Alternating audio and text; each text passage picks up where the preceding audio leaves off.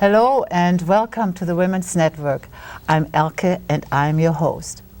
Today we have a terrific show for you.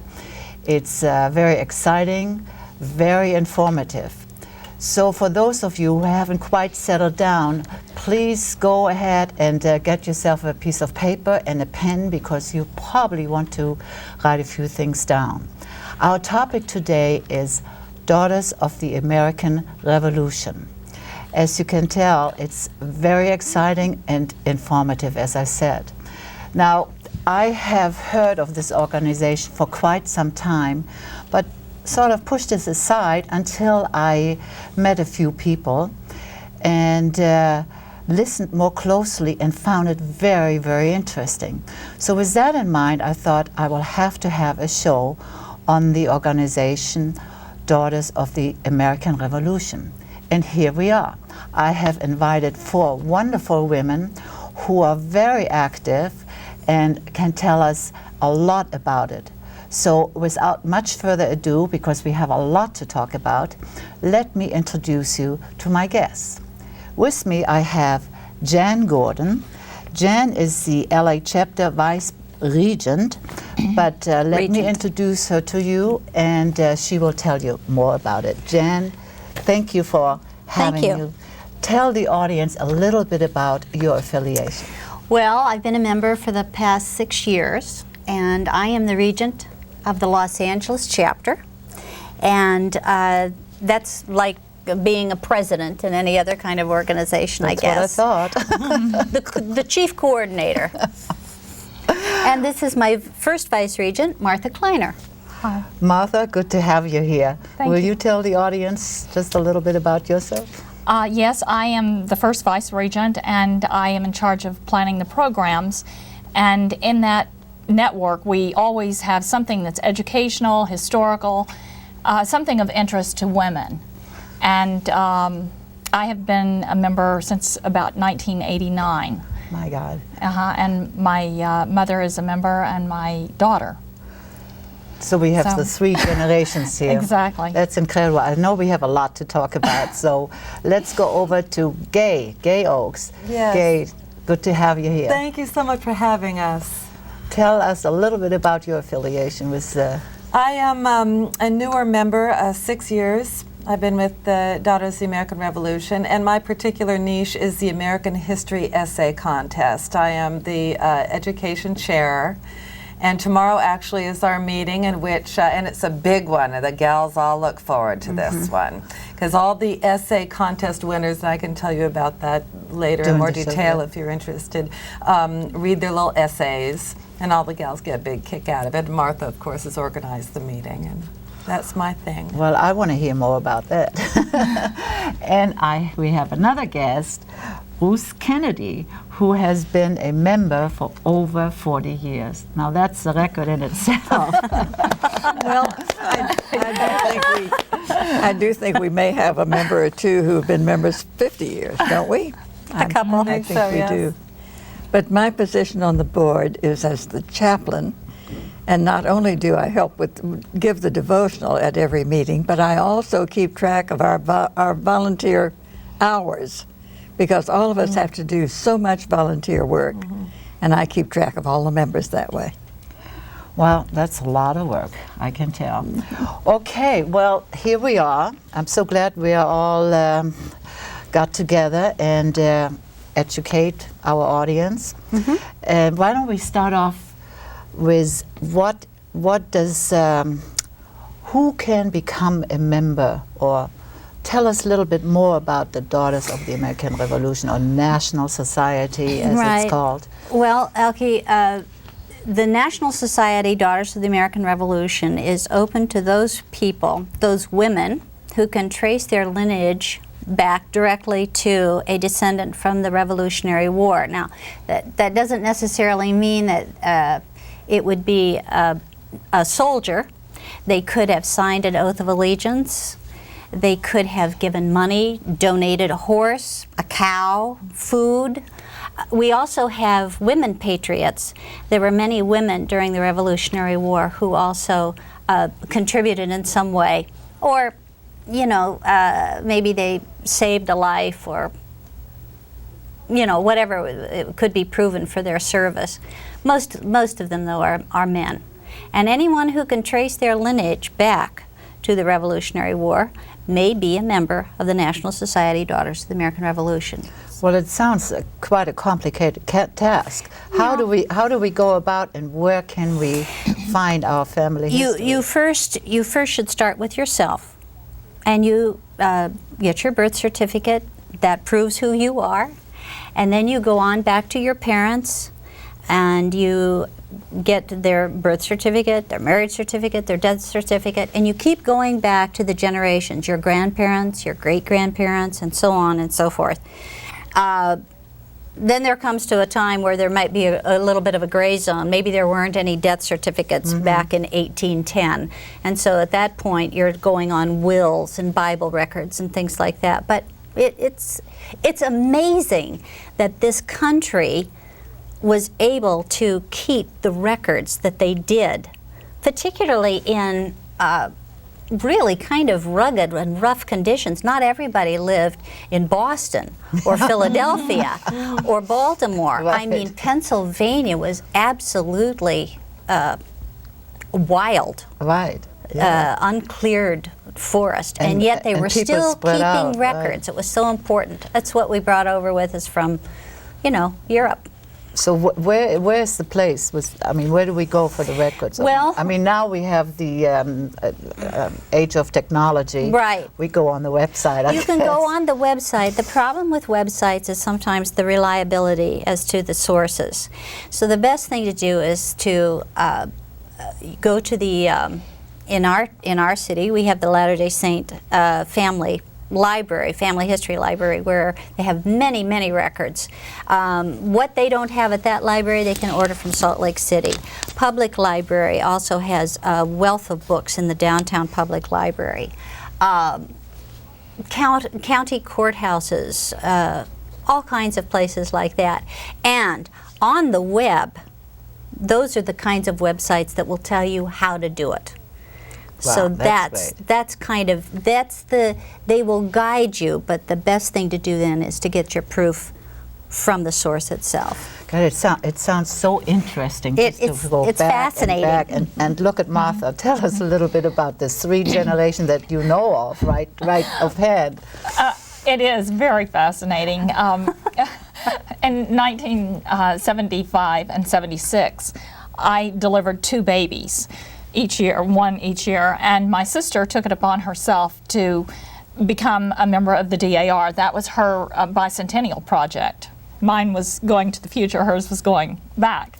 And I thought it was so fascinating, and she got very involved with it. The whole family got involved, my mother, and searched back through all of the records. This was in Arkansas, and ended up being able to trace us back to a woman by the name of Mary Yancey, who had actually donated 5,000 head of beef cattle to the Continental troops.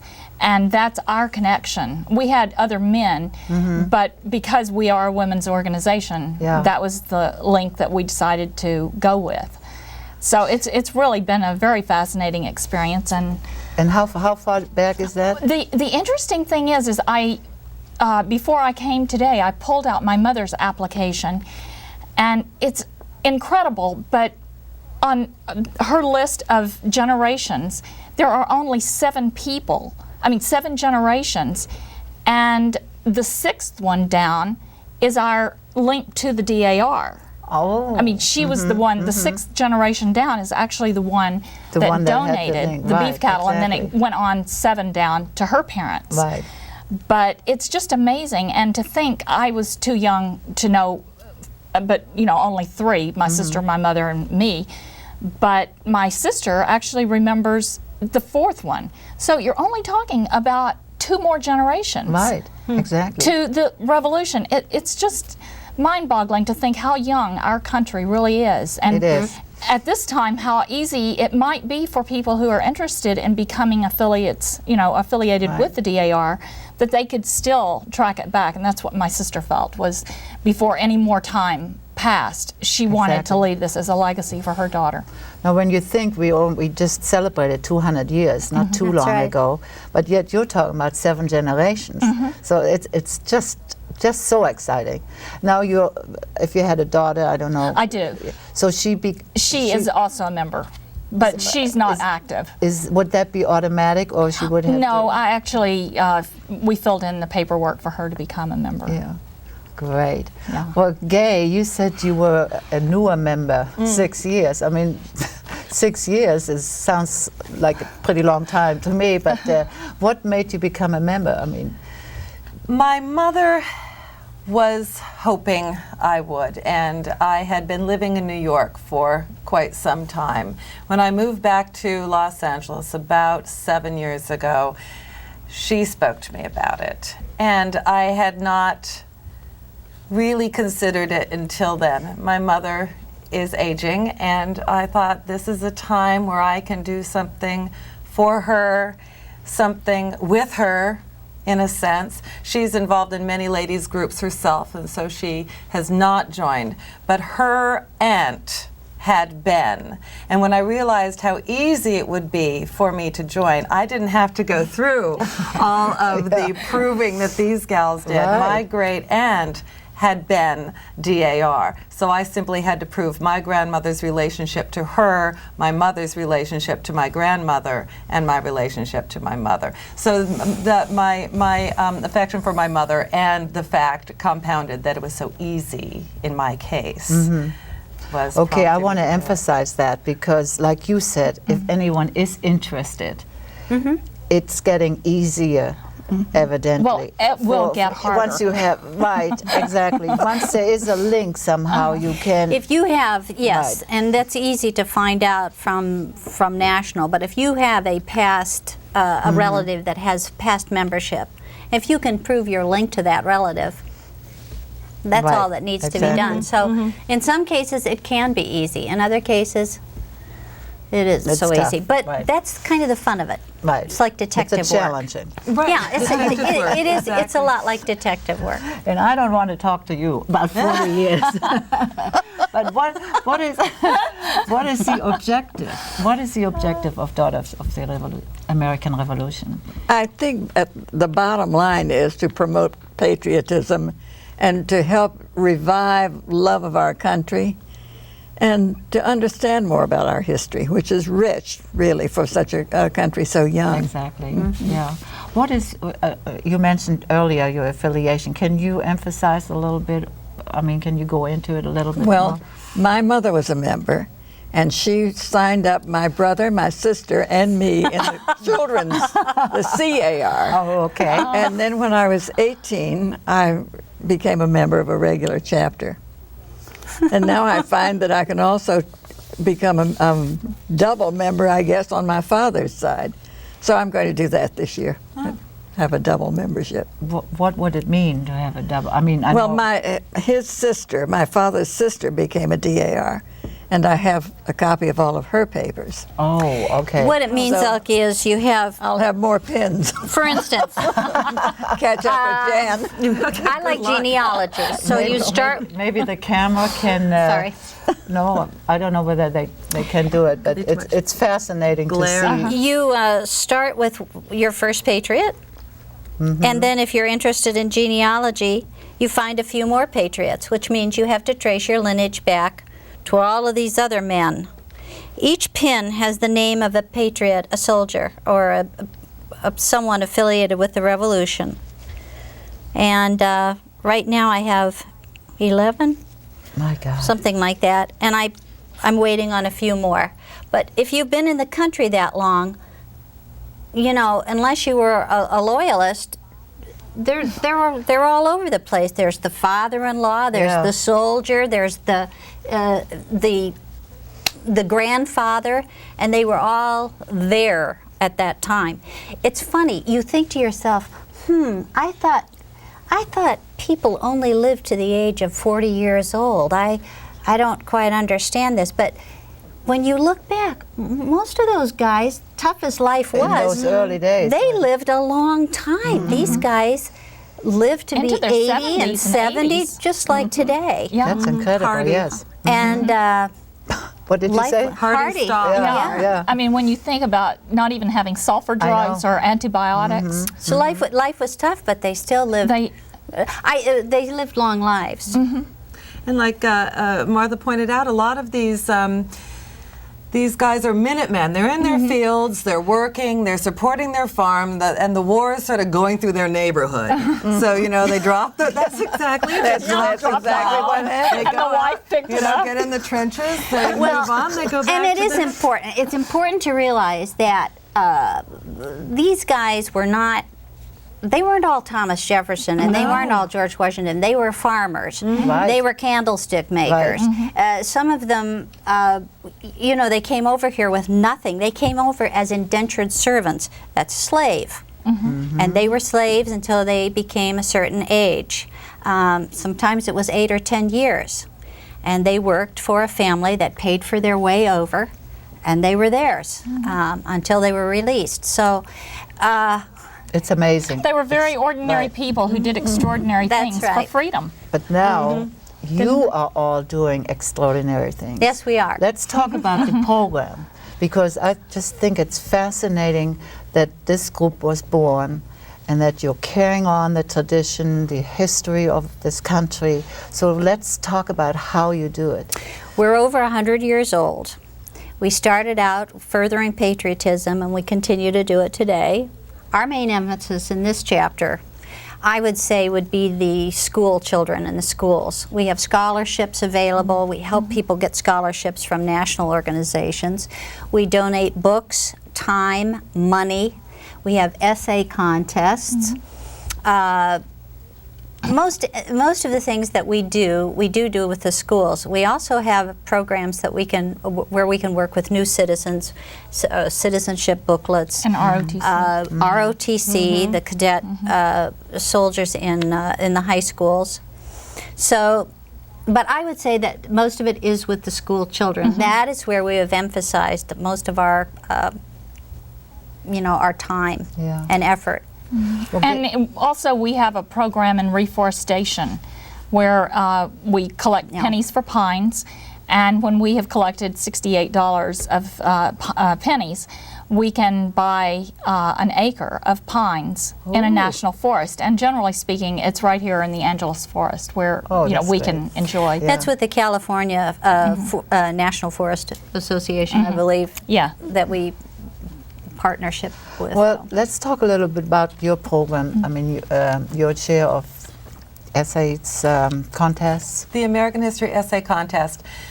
My job is to commandeer as many schools as possible to participate in this contest. And basically a topic is chosen by National each year. This year the topic is, as editor of the Philadelphia Gazette, interview at least 2 signers of the Declaration of Independence for your July 5th, 1776 edition. God. And so I try and get as many schools Right. as possible Yeah. to submit essays, 5th, 6th, 7th, and 8th graders. And this is a wonderful topic. Last year's topic was terrific. You know, each year there's a different topic. And there are very strict rules as to, how they should be written and so on and so forth. There's a committee of 3 that I put together that judges these essays, and winners are chosen at the chapter level, then the district level, they go on to state, and then at the national level. And we award cash prizes and certificates. At the district level, they get a little medal. We give them lots of other goodies as well.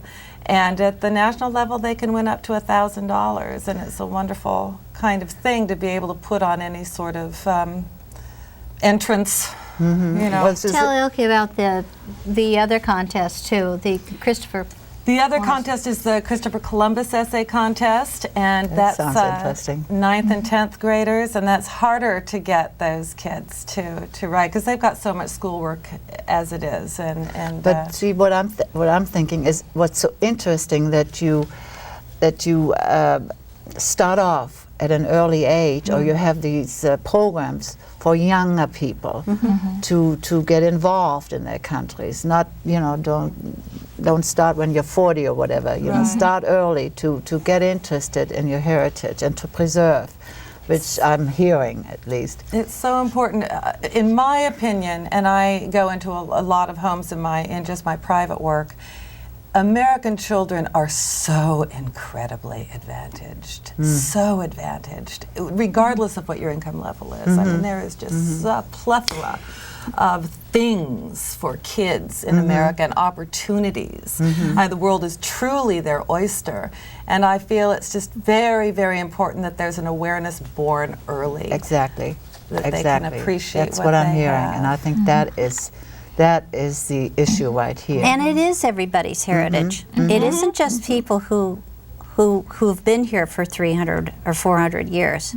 It's everybody's heritage who lives here, because we're all immigrants. Exactly. Exactly. And we all came here in some way, and most people in some way have also paid their dues. So it's really important for us to act together and to study our heritage together, rather than to, divide. Because divided we don't stand. Right. United we stand. Now, I understand you also have chapters outside of the United States. So more or less, you're not left out living in whatever England. country. No, we have- You can still preserve your American heritage wherever you are. Wherever you We are. do. England. We have about 200,000 members worldwide, That's quite a bit. with 125 chapters. I believe that's the figure right here in California. Now that's interesting, because Massachusetts has nowhere near that many. It's a much smaller state, too. It is, but what I'm saying is that you would 1/10 the think that they population. would be extremely active back there. It's not Right. necessarily That's right. That's the right. case. It's an individual thing. Right. Really is. You know, I was just giving a signal. We only have about 4 minutes left. So it's like I said, It goes you know, fast. it goes very fast when you have great information. And by the way, to the audience, if anyone wants to know more about the organization National Society Daughters of the American Revolution, please call the number at the end of the credits, or use the website, or email me, because like I said earlier, you probably want to know much more about this great organization. So let's come up with something. I would say that this past year we have seen more people want to get involved with their heritage and come and learn about American heritage and join. We receive probably half a dozen calls in a month for people, and that's just our chapter. Imagine with 125 chapters what they're doing. It's of great interest right now. One other thing that we didn't mention, Elke, is our concern about the veterans, and we do give ROTC awards and honor those ROTC high school students that have done something outstanding. And at Christmas, we take gifts over to the VA hospital for the veterans, and they really appreciate it. We also take magazines that we have finished using. Well, it sounds like you are very active. I mean, very active Yeah. organization. That's what I think is so wonderful about They really it. allow us to be. You said it. Yeah. They allow you to be. They allow us to be. And I think it's great that you start approaching people at an early age, and there's several generations, and then we have you as a 40-plus member. Yeah, I think it's wonderful. I mean, it's like, you know, who can even, then your mother and your family. I mean, My it's- 2 daughters and you are so- coming up. Right, and your 2 daughters, and you are so involved. I mean, I'm very privileged to have you here, I think. And, We're privileged to be Thank you. here. We Privilege for thank us you. and a pleasure. Thank you for having us. it's wonderful to hear, because like I said earlier, when I was in the South and I heard people talk about this organization, I was so inspired by it, and I thought this has to be, you know, discussed. Now we have a couple more minutes. What do you see for the future? I mean, any new programs, any new goals, any new ideas? One of the newer programs that they've come up with, and to make it a little more relevant to today's woman, is they have began a committee called Women's Issues. They really want to try to help. It's great to study the past, but we also have to look to the future. And by going into women's issues, it makes things a little more current. Exactly. And I think that they feel that that's important for our organization to grow. So that's something new.